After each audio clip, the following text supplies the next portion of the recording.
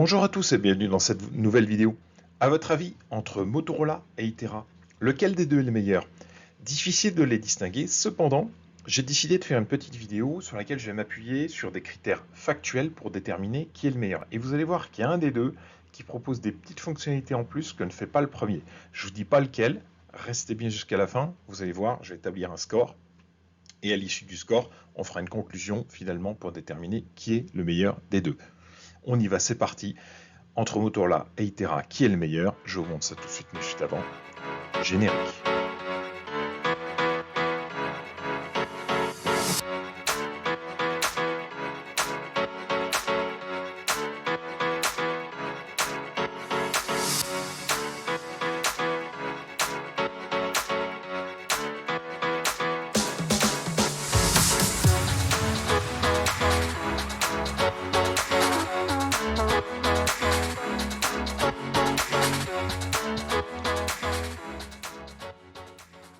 Alors, quand on compare Motorola et Itera, déjà, la première chose, c'est que ce sont deux leaders du marché. Hop, ici. Alors, attendez, je mets mon petit curseur. Voilà, ça doit être ça. Voilà. Ce sont deux leaders du marché de la PMR. Quand on observe un petit peu ces deux fabricants, ils sont concurrents depuis toujours, et y compris sur le plan géopolitique, puisqu'en fait, Motorola, c'est les USA, et Itera, c'est la Chine. Alors, Motorola, ils existent depuis 1928. Itera sont arrivés beaucoup plus tard, 1993, mais Itera a eu une croissance fulgurante par rapport à Motorola. Et c'est vrai que depuis qu'ils existent, finalement, ils passent un petit peu leur temps à se concurrencer. Et donc, finalement, vous allez voir que quand l'un fait quelque chose, l'autre le copie et en mieux. Ce qui sont finalement Motorola et Itera, ce sont deux fabricants de matériel radio. Hop, excusez-moi, c'est pas forcément bien fait. Ils font du matériel analogique, c'est pas bien surligné, pardon. Ils font du matériel DMR, ils font du matériel Tetra, et puis depuis peu, ils sont également lancés dans tout ce qui est LTE, 4G, 5G, enfin 3G, 4G, 5G, la communication, le secteur des communications critiques utilisant des réseaux cellulaires, donc typiquement l'équivalent de téléphone portable. Alors, est-ce qu'on peut dire que Itera est le meilleur ennemi de Motorola? Pourquoi je dis ça? Eh bien, tout d'abord parce que, cette phrase elle est de moi, concurrents depuis toujours, ils passent leur temps à se tirer la bourre. Je suis assez fier de cette phrase, c'est bien. C'est important de s'auto-congratuler de temps en temps.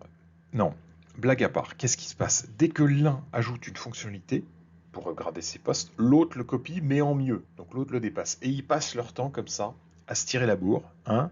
Donc, dès qu'il y a une fonctionnalité qui est implémentée dans l'un, l'autre, bah, il se contente de copier. Il y a quelques histoires juridiques entre les deux, notamment il y a des procès, il y a Motorola qui fait des procès à Itera pour des histoires d'espionnage industriel, enfin de copie, et d'embauche déloyale. Forcément, à un moment donné, quand Itera embauche les ingénieurs de chez Motorola, c'est une vieille histoire, et que les mecs viennent avec leur code, leur savoir-faire, et sans doute des codes sources sur des clés USB, ça se passe pas très bien. Hein. Ça permet à Itera d'intégrer les fonctionnalités de Motorola, mais ce sont des embauches déloyales. Bon, ils sont concurrents depuis toujours. Il y a quelques procès, Motorola est en train de les remporter. Je rentrerai pas dans les histoires là-dessus. Il y aura sûrement des communications officielles qui seront faites dans le futur quand ces histoires sont terminées. Mais globalement, il faut savoir qu'ils se tirent la bourre en permanence à qui sera le meilleur, et ces deux concurrents bien historiques. Et quand on regarde en plus la géopolitique, bah vous avez la Chine d'un côté, les USA de l'autre côté. Et sur le plan géopolitique, ils ne s'aiment pas forcément. C'est deux gros concurrents, deux puissances mondiales énormes. Alors à votre avis, c'est l'objet de cette vidéo, qui va être le meilleur? Est-ce que c'est Motorola ou est-ce que c'est Itera? J'ai donc décidé d'établir des critères factuels sur lesquels on va pouvoir établir un score pour pouvoir conclure cette vidéo avec un score qui va aller en faveur d'un des deux fabricants. Tout d'abord, j'ai commencé par me pencher sur tout ce qui est caractéristiques techniques sur les postes. Alors, quand on compare l'un et l'autre, hein, quand on prend un poste Itera d'un côté et quand on prend un poste Motorola de l'autre, c'est sensiblement identique. C'est la même chose, grosso modo. Je me suis basé sur les fonctionnalités Wi-Fi, Bluetooth, GNSS, réduction de bruit. L'un et l'autre font à peu près la même chose. Il y a les mêmes fonctionnalités. Qualité de fabrication, elle est excellente dans les deux cas, que ce soit Motorola ou Itera. Tout ce qui est caractéristiques RF, l'appareil, c'est la même chose. Si vous regardez sensibilité, modulation, les filtrages de tout ce qui est canaux adjacent, au pouillème près, c'est la même chose. Parfois, il y en a un qui a une sensibilité de 0,18 microvolts, l'autre c'est 0,16, donc il y a 20 nanovolts d'écart. On est au pouillème près. Les normes de test qui sont utilisées pour tout ce qui est vibration, température, humidité, décharge électrostatique sont les mêmes. Vous avez peut-être entendu parler de 1000 STD 810, les deux l'utilisent. J'ai comparé des postes de dernière gamme, de dernière génération, donc un R7 avec là c'est un HP 685, on le voit pas bien, pardon, c'est flouté. J'ai pris aussi les derniers modèles pour avoir des gammes équivalentes. On trouve la même chose. IP68, vous avez peut-être entendu parler d'IEC 61000-4-2. Tout ça, c'est pareil, ce sont des normes de test en vibration, en température, en humidité, en DES, qui sont les mêmes. Quand l'un l'utilise, l'autre l'utilise. Alors c'est parfois pas toujours la même catégorie et sont numérotés. Par exemple, le 1000 STD 810, c'est A, B, C, D, E, F, G, je crois. Certains utilisent du F, d'autres du G. On trouve grosso modo les mêmes tests. Ils sont testés de la même manière. L'autonomie des portatifs aussi, à batterie équivalente, à gamme équivalente, c'est la même chose. Le design, pareil, alors ils sont évidemment un petit peu différents, mais on trouve un écran LCD, un clavier, une antenne de 3 boutons, un connecteur sur le côté, pareil, c'est sensiblement la même chose. Donc là-dessus, j'ai pas pu les distinguer, parce qu'au pouillème près, l'un faisait parfois un tout petit peu mieux, l'autre un petit peu. Enfin, voilà, suivant les critères là-dessus, si on reprend toute la gamme, ça fait beaucoup de données et ça ferait. J'aurais pas le temps de tout détailler dans cette vidéo. Donc tout ce qui est caractéristiques techniques, vraiment purement RF, test, qualité, autonomie, design, c'est la même chose. Au pouillème près. Je vous propose donc qu'on se concentre sur un aspect, c'est mon dada, l'aspect sécurité. Et vous allez voir qu'il y en a un des deux qui se distingue par rapport à l'autre. Alors, commençons fonctionnalités de base. Commençons par ces fonctionnalités qui sont proposées par tout le monde. Que ce soit Motorola ou que ce soit Itera, les deux proposent un mot de passe à l'allumage, la protection du code plug en lecture, en écriture, donc pour relire le contenu de la radio ou pour y injecter un nouveau code plug, et également des fonctionnalités de verrouillage de la radio existante, verrouillage, écoute, tout ça. Les deux le proposent. Là-dessus, Motorola, Itera, même chose, même fonctionnalité. Donc le score, un partout.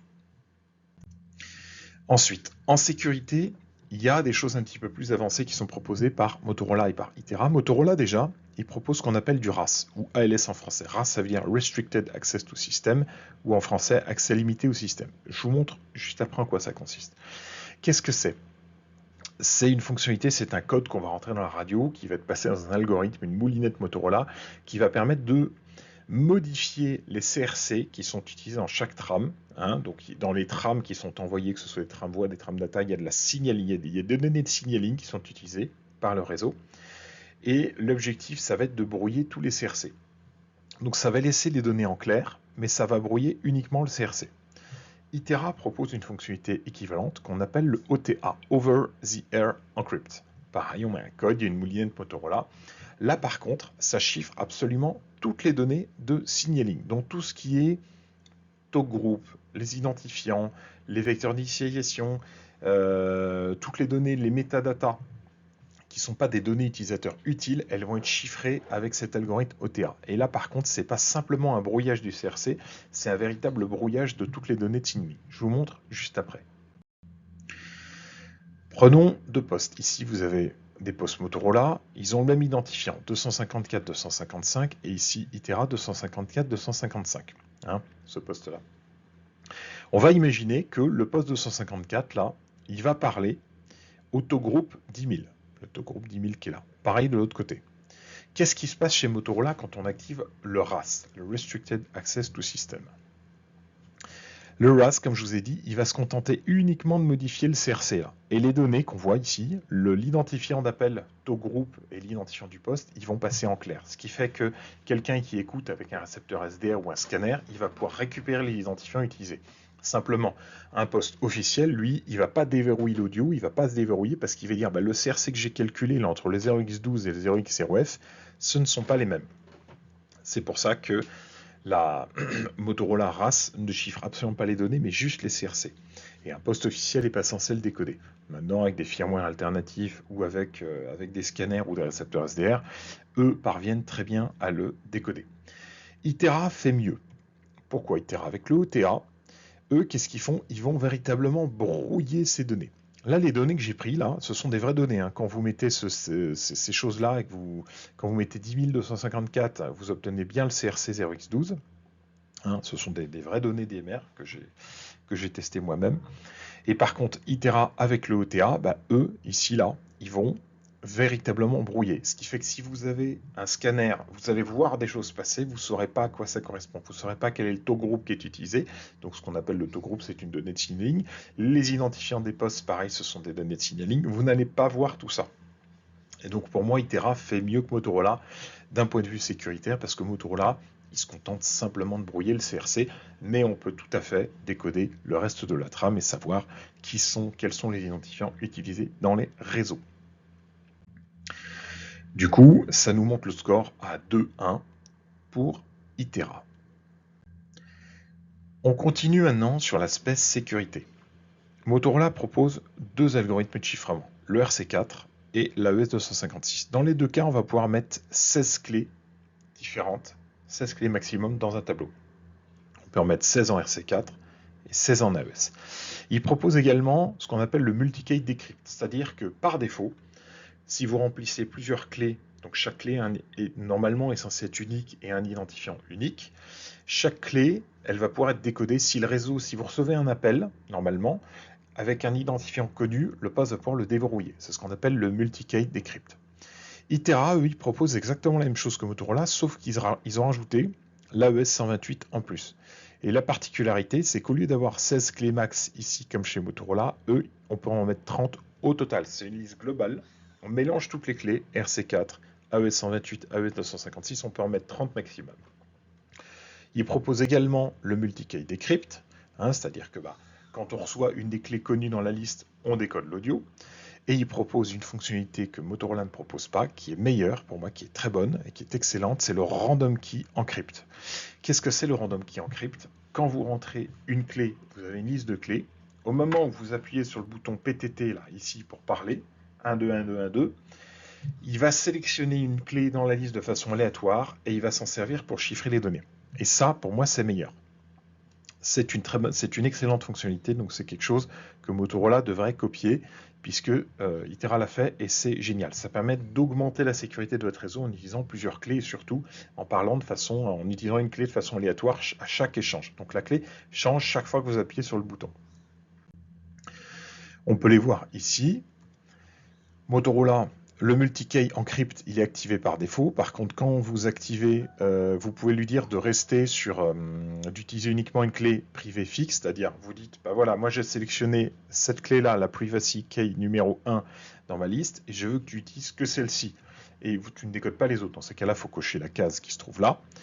Par contre, si vous la décochez par défaut, le poste, il a le multi-key decrypt activé. Et chez Itera, voilà, c'est cette case-là ici qu'il faut cocher, donc multi-key decrypt, c'est-à-dire si je reçois une clé connue dans la liste, je la décode. Et pareil, voilà, la fonctionnalité que propose Itera, mais que ne propose pas Motorola, c'est Random Key Encrypt, c'est-à-dire Random Key Encrypt quand vous cochez la case. Là, vous allez simplement à chaque appui, il va aller sélectionner une clé automatiquement, aléatoirement dans la liste. Donc si vous en avez mis 30, il va prendre une des 30 et il va s'en servir pour chiffrer l'échange audio ou l'échange data ou tout autre échange qui nécessiterait l'envoi de données sur le réseau. Donc ça, c'est une fonctionnalité qui, pour moi, met Itera un cran au-dessus de Motorola. On augmente donc 3-1 pour Motorola. On continue, petit accessoire, petite fonctionnalité également, qui n'est pas proposée chez Motorola. Motorola, quand vous générez une clé, il faut vous gérez manuellement votre clé. Donc vous choisissez la clé que vous voulez, vous la rentrez manuellement. Chez Itera, ce qui est pas mal, c'est que le CPS, donc le Custom Programming Software, le soft de programmation, dès que vous sélectionnez une nouvelle clé, il va vous proposer une clé aléatoire par défaut. que ce soit du RC4, de l'AES ou de l'ETA, vers Zero Encrypt, il va vous générer une clé par défaut que vous pouvez prendre ou pas, hein, ou copier, ou générer vous-même.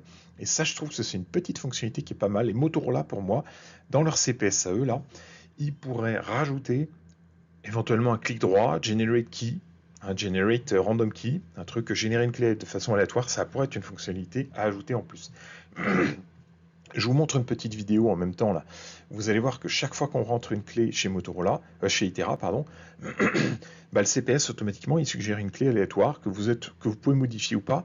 Mais je trouve que c'est pas mal parce que ça vous permet ça évitera les clés bidons. Quand je vois des clés, quand je vois certains qui mettent la clé 1 sur leur réseau, et c'est vrai, j'ai vu des réseaux en production, en usage, je l'ai vu à 2 reprises, des gens qui utilisent la clé 1.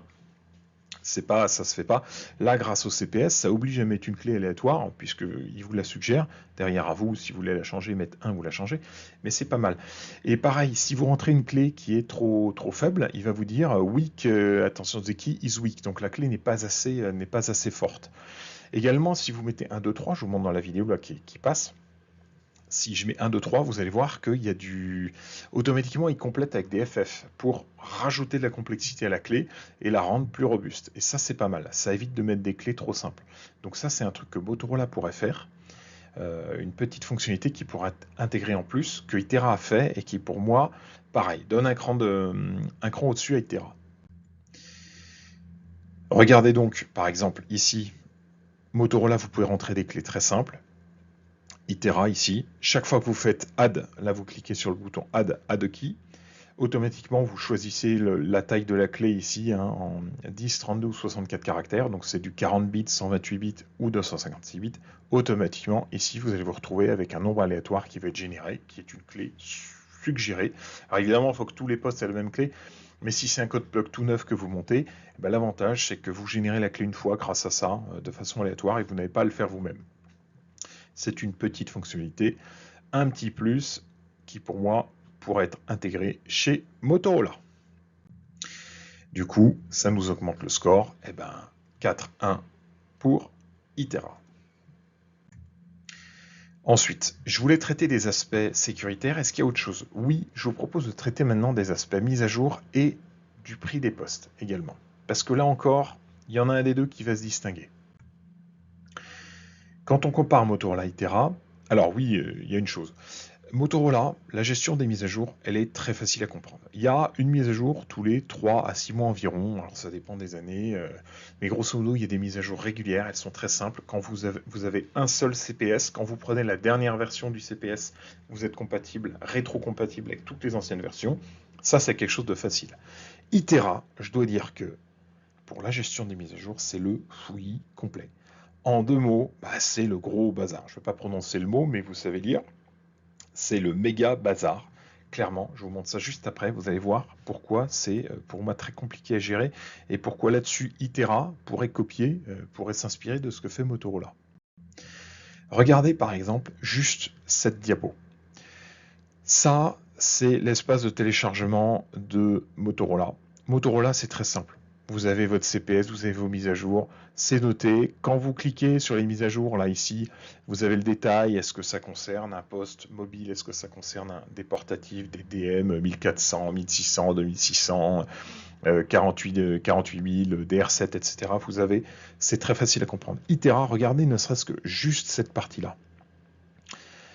Chaque fois, suivant la version firmware que vous avez, vous êtes plus ou moins compatible avec le CPS. Et il n'y a pas toujours de rétrocompatibilité. C'est-à-dire que si vous prenez le CPS de dernière version, parfois vous avez des surprises, c'est pas toujours compatible avec des vieux firmware. Et ça, pour moi, c'est un vrai casse-tête. Et là-dessus, clairement, Itera ferait bien de s'inspirer de ce que Motorola fait, où Motorola, il y a un CPS, et vous le faites évoluer, et la dernière version est toujours rétrocompatible avec les autres, là où c'est pas forcément le cas chez Itera. Donc voilà, là-dessus, le score, 2 pour Motorola, 4 pour Itera. Donc Itera est toujours en tête, mais Motorola, clairement, ils font beaucoup mieux que Itera là-dessus. Ensuite, on continue sur l'aspect mise à jour. Motorola, depuis quelques temps, ils ont mis en place des mises à jour payantes après 5 ans d'utilisation du poste. Vous achetez un poste neuf, par exemple, le GR7, il est quasiment neuf. Pendant 5 ans, je vais pouvoir faire des mises à jour sans problème. Chaque fois qu'il y a une nouvelle mise à jour qui va sortir, je vais pouvoir la faire. Et au bout de 5 ans, il va falloir que j'achète une licence complémentaire. Donc je repaye pour pouvoir le mettre à jour. Et ça là-dessus, ben, j'appelle ça du racket, clairement, je le dis à Motorola. Plusieurs personnes ont remonté le problème à Motorola en disant vous avez chié dans la colle, pourquoi vous avez fait ça? On n'est pas content en tant que client. Moi, j'ai des contacts directs chez Motorola. Je sais qu'il y a des gens de chez Motorola qui regardent cette chaîne, donc je me permets de leur dire. Là-dessus, clairement, c'est du racket. Ça va peut-être, il y a sans doute des questions business, un business is business. Ça va peut-être vous faire gagner de l'argent à court terme. Maintenant, sachez qu'en face, vous avez Itera qui, eux, proposent des mises à jour gratuites et illimitées, sans contrainte. Sachant qu'on va voir juste après, ils sont moins chers que vous. Donc clairement, moi j'ai eu des clients qui m'ont dit aujourd'hui, si j'ai pas envie de me faire racketter par Motorola, est-ce que ça vaut le coup de passer chez Itera? La réponse elle est claire, c'est oui. Allez-y, foncez. Donc je dis Motorola parce que je sais qu'ils regardent cette chaîne. Potentiellement, vous allez peut-être gagner de l'argent à court terme, mais à long terme, n'oubliez pas qu'en face vous avez un super concurrent qui est arrivé bien plus tard que vous sur le marché, qui fait des fonctionnalités équivalentes, voire un peu mieux. Donc méfiez-vous, ça peut vous coûter votre place, ça peut vous coûter des parts de marché. Donc c'est bien de vouloir gagner à court terme. À long terme, si vous en perdez plus que ce que vous avez gagné à court terme, les calculs seront pas bons, Kevin. Voilà, comme a dit une célèbre influenceuse et humoriste. Voilà, je voulais donc dénoncer ces mises à jour payantes, ce racket. Et donc pour ça, Itera clairement gagne un point de plus dans le score. Donc nous sommes à 5-2 pour Itera.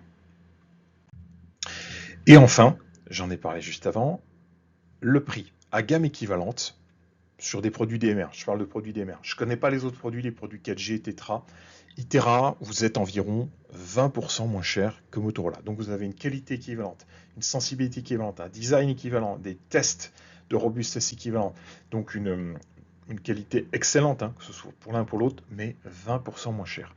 Et ça, clairement, aujourd'hui, c'est des choses qui peuvent faire pencher peuvent faire pencher dans la balance le choix de se tourner vers du métal Itera plutôt que Motorola. Motorola, historiquement, vous êtes là, vous êtes bien, vous êtes réputé, mais voilà, en face, vous avez un sacré concurrent qui clairement est aussi bon que vous, voire meilleur sur certains points, et surtout 20% moins cher. Donc là-dessus, eh ben, 6 pour Itera, 2 pour Motorola. Tout ça nous fait arriver à la conclusion, Motorola ou Itera, finalement, c'est une question de goût. Je dois dire qu'il faut reconnaître que les deux sont excellents. Cependant, Itera, il va proposer quelques fonctionnalités en plus que Motorola ne propose pas. J'en ai parlé dans la vidéo, tout ce qui est aspect sécuritaire, c'est un peu mieux. Les mises à jour gratuites et illimitées, c'est mieux. Les prix plus bas, c'est-à-dire de l'ordre de à peu près 20% moins cher sur des gammes équivalentes, tout ça font que Itera va être pour moi mieux positionné sur le plan business que Motorola. Je sais qu'il y a des gens de chez Itera qui regardent cette chaîne, je sais qu'il y a des gens de chez Motorola qui regardent cette chaîne, donc à vous de décider de reprendre cette vidéo et d'intégrer les fonctionnalités dont j'ai parlé, hein, que ce soit chez Motorola ou chez Itera. Par exemple, Itera va de simplifier la gestion des mises à jour, hein, les versions qui sont bordéliques, hein, clairement, et par exemple Motorola, à vous de décider d'intégrer ces petites fonctionnalités sécuritaires dont j'ai parlé, qui ne doivent pas être très compliqués à implémenter parce que c'est du soft. Encore une fois, ça ne demande pas de modifier du hard avec des chaînes de prod, avec des approvisionnements de composants, c'est quasiment que du soft. Donc, moi j'ai envie de vous dire là-dessus, il n'appartient, par rapport à ce score que j'ai attribué, il n'appartient qu'à Motorola de décider de changer la donne. Voilà, si jamais ça vous intéresse d'avoir d'autres... comment dire, si ça intéresse certains d'avoir d'autres détails sur pourquoi choisir plutôt l'un ou plutôt l'autre, n'hésitez pas à nous contacter. Je rappelle, moi je revends les deux, on revend du Motorola et du Itera. Les deux, ça reste de l'excellent matériel, mais il y a des critères factuels que j'ai souhaité établir dans cette vidéo qui montrent que Itera fait un peu mieux que Motorola sur certains points. Voilà, et qui peuvent faire pencher la balance en faveur de Itera plutôt que Motorola. Voilà, c'est tout. Maintenant, j'en ai présent fini avec cette vidéo. J'espère qu'elle vous a plu. Voilà, donc l'objectif n'était pas du tout de monter Itera contre Motorola, mais vraiment uniquement d'apporter des éléments factuels à vous qui, pour la plupart d'entre vous, me regardez sur cette chaîne. Si jamais vous avez du matériel à choisir, n'hésitez pas. Hein, ça vous permettra de vous donner ces petits éléments et de faire du coup un choix un petit peu plus éclairé. Et encore une fois, si vous avez besoin de vous procurer du matériel, vous pouvez venir chez nous. Voilà, vous pouvez vous le procurer chez nous, chez Ingénie Sub Télécom. J'en ai présent fini avec les vidéos. Maintenant, du coup, j'ai pas grand chose à dire. Merci à tous d'avoir suivi cette vidéo jusqu'au bout. J'espère qu'elle vous a plu. Et je vous dis à très vite dans la prochaine vidéo. Ciao.